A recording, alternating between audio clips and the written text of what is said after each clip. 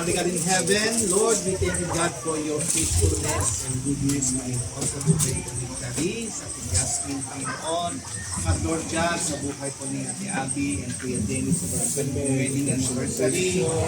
Panginoon, hindi ka po nagkulang, Panginoon, sa kanilang pag-us, Lord, nag-umapaw, siksik, Panginoon, magpapala sa kanilang mga buhay, Panginoon.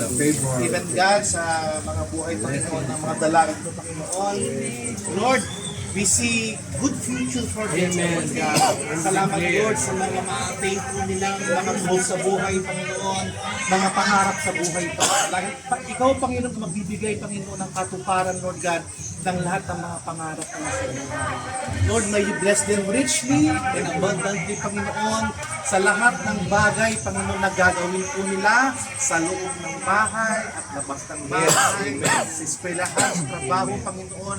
Lord God, ikaw po may taas sa kanilang buhay, Panginoon. Salamat, Lord, sa mga pinaranas mong pagpapala, biyaya, opportunities, favor, Panginoon, sa mga buhay po na, Lord God. Salamat, Panginoon, dahil meron po kami Diyos na mabuti, Hallelujah. Yes. Diyos na faithful, Yes. at Diyos na nagbibigay, Panginoon, ng pagpapala sa kanila.